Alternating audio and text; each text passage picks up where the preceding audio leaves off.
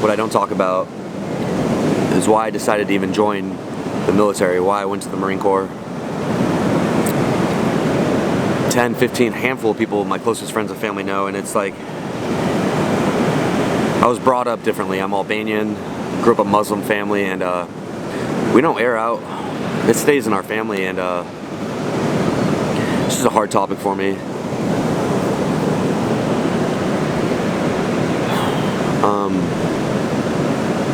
Family's everything to me, and I love my family. Hardworking, they're successful, house, cars, they're beautiful. But I ran away. That's the truth. I didn't have to serve or join, and it was to run away from my hometown, my family. Some of the issues I have, and why I am who I am today, but it also made me who I am today. The worst things I hate about myself they bring out some of the best things in myself, and it made me who I am today. Where I'm at today is a big part of my journey and how I ran away. So, dated my high school sweetheart for about 2 years. I met her when I believe I was 15. I was a sophomore in high school. She was a freshman. I asked her out November 3rd, 2008. Never forget. It's my first love. Waited a year to lose our virginities to each other on homecoming night, you know, the whole movie and all that. I wasn't always this player and this goat and this cocky guy, womanizer, need 100 chicks on my arm. I wanted one girl, thought about my kids' names, high school sweetheart, marriage, everything, and I just wanted one girl my whole life. And that's what actually fucked me up. Almost 2 years into our relationship, I was very close with her family. She spent the night at my house, I spent the night at her house. Basically raised her little brother, put him on the wrestling team, trained him every day, boxed with him. He was homeschooled, her little brother, because he was picked on in middle school, so he was homeschooled for 4 years. So I took him under my wing a whole summer, taught him how to dress, took him to parties, got him his first little girls, got him into sports, and I changed this kid's life. So her family was my family. And she was my world at the time, you know. And she's doing great now. We stay in contact. We're friends. Anyways, why I ran away, why I joined the military. My mother at the time, single mom, you know, her own issues. No family's perfect.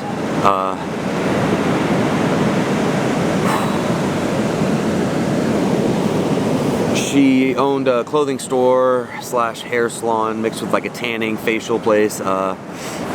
She does well, drives a lifted Hummer, house, everything, and best person in my life. I'm a mama's boy, still love her to death, but it hurt me what happened, and I resented my mom for a long time, and I ran away because of it. My high school sweetheart had an older brother as well. I believe he was 24 at the time, and he just got a new apartment. So my ex-girlfriend's family said, Jerdani, you know, your mother has a great style. She's into fashion, architecture, all this. She has a good eye for this sort of thing. Could she do interior design on our son's new apartment? Absolutely. You know, my mom absolutely could. And that's what she did. But spending so much time at my ex-girlfriend's older brother's new home, and designing it, she got emotionally attached to him, and behind my back and everyone's back, for months, they started seeing each other and dating each other. My mom, I believe, was 38 at the time. This kid was 24. And it finally all came out. Romeo and Juliet happened, literally. I don't even know, what is it, Capulet, Montagues? It was Capulet and Montague. Families resented each other, hated each other. I was forbidden to see my high school sweetheart. They said my mom was, you know, trying to, not really cradle rob, but, you know, like get involved because the family had money too. They were ashamed of their son. They fired him from the family business. I found out, I was shocked. I couldn't even look at my mom, and I was so embarrassed, and I was the talk of the school and talk of the town, and you know, how could she do this to me? She's ruining my relationship, my first love, and she's being selfish. So they didn't stop seeing each other. My ex's older brother said, you know, if I make your mom happy, why does it matter? And I was like, what the fuck do you mean? Why does it matter? Because you're ruining my life. I can't even show up at school. You're on the talk of the town. My mom looks terrible. I'm being, you know, harassed and made fun of. I can't even see your sister that I've been dating for 2 years. Like the love of my life at the time, you know, I can't even, they took her phone away. I couldn't text her. I went from seeing her every day, hanging out with her after school, family trips, sleepovers, to I would see her 30 minutes at lunch a day, and that was it. She picked up immediately right after school. And it tore us apart. Couldn't even handle, I think, what, 2 more months of it. We tried and we tried. And we ended up breaking up because of it. She spiraled out of control, you know. She became a different person. I couldn't even recognize her. In turn, so did I. I became a lesser version of what I am today, and I stopped believing in that fairy tale love, and it was so hurt, and my mom broke my heart. And then randomly one day, I got a call from my ex-girlfriend's father, and he said, come over to my house. So I show up, and I was surprised, you know, I thought this was good. Haven't talked to him in a while, haven't seen him. So I come over there, and it was just like a movie. I'll never forget the day. I'm sitting at their kitchen table, and he goes, meanwhile, my mom is still seeing this kid, by the way. No one supports it, we're all against it. I don't even look at my mom the same or speak to her, you know. And my ex's father looks at me and he goes, hey, you know your mom's pregnant, right? And just like a movie, I'll never forget it, I literally start laughing at his table looking at him, and I'm like, shut the fuck up. Like, shut the fuck up. And he looks at me and he's like, I'm serious, your mother's pregnant. I fucking drive home 100 miles per hour. I blow through every red light, every stop sign, and I kick my fucking front door down. Tears rolling down my face. I was like, you're fucking pregnant, to my mom. And my mom just looks at me and doesn't say anything. She couldn't say anything to me. And it was true. My mom was pregnant by my ex-girlfriend's oldest brother, who ended up leaving my mother pregnant 4 months in. He's never even met his son, Zayden, who is my beautiful baby brother that you guys have seen all my Snapchats.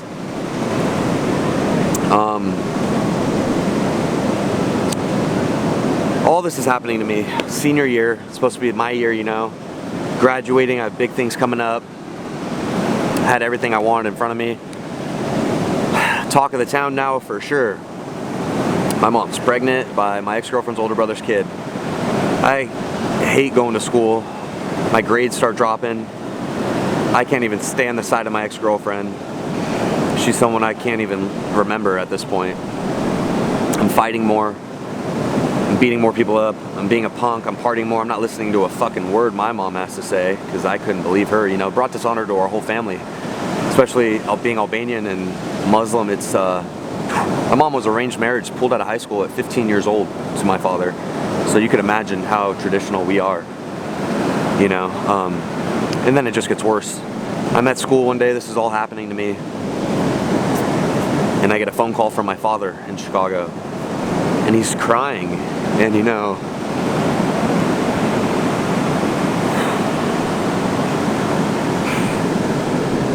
sorry guys.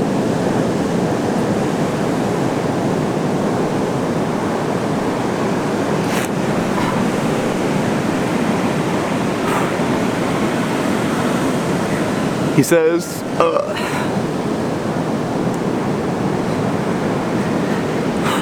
fuck, this is hard. Your grandpa just had a heart attack and died.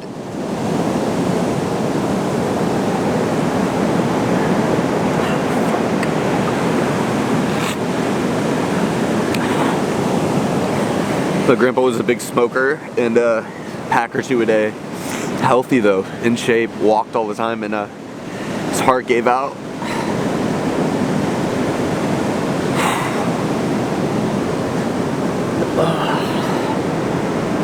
That was it for me. Grandpa died, mom was pregnant. all in 1 week of finding out. I lost my fucking mind. I wanted to kill myself. And that was it. I signed up the next fucking day. I graduated, and that month I was gone. Fucking left to the Marines and didn't talk to anybody for a long time. Started doing my own thing, and me and my mom repatched everything. She's my world now still, and it was hard, but I wouldn't change anything, you know. My little brother is the light in my life. He's my heart, and I wouldn't, if I could have my ex back, if I could have my old life back, I wouldn't take it, because I love my little brother. He's the best thing to ever happen to me, and he's a blessing, and he's beautiful.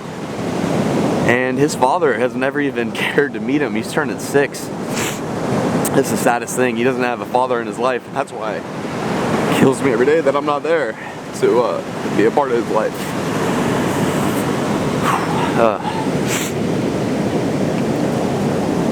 And that's why I joined. It was more to run away. I couldn't face my problems anymore. I lost my high school sweetheart. I felt like I lost my mom. I was having a little brother. I lost my grandpa, who was very important in my life. He did everything for me. He gave me everything. He always told me he couldn't wait to be at my wedding, and I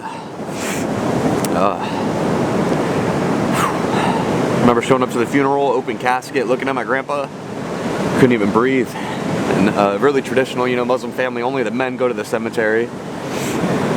So all the men stand on one line on each side, and we all pass his casket up to the grave, and just the immediate family, like us 4 or 5, we put him in the ground, and we threw, you know, dirt and rocks on top and said what we had to say. And that's exactly why I am the way I am today, why I control everything, why I act and say the things I do, and why I'm so stubborn, why I'm so tunnel vision, and why I don't give a fuck what anyone says or thinks about me, because I cared so much back then, and I let it affect my life, and I had to run away. I had to join the military because I cared about what people were thinking of me, what people were saying about me so much. And now I'll never let someone have that power over me. I'll never give people that time of day. I'll never let people control me like that. And that's why I keep my circle so small. And that's why I don't let a lot of people in. That's why I've never told anyone this story, but it feels good to like get it out and like let it off my chest for the first time, you know? Just release it. That's why I keep my circle small. So not a lot of people know. That's why I control everything. That's why I don't fuck with a lot of people. But it made me who I am today. It made me stronger, and I know my grandpa's there watching down on me every day. He's my angel. And my little brother is the light of my life. And look where I'm at today. And I know they're proud of me.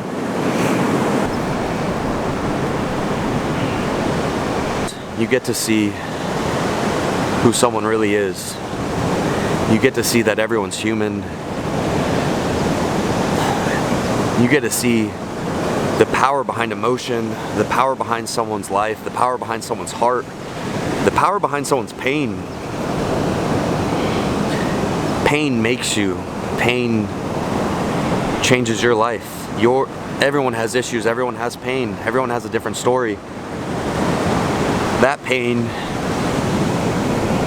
got me here sitting on this beach telling you my story today.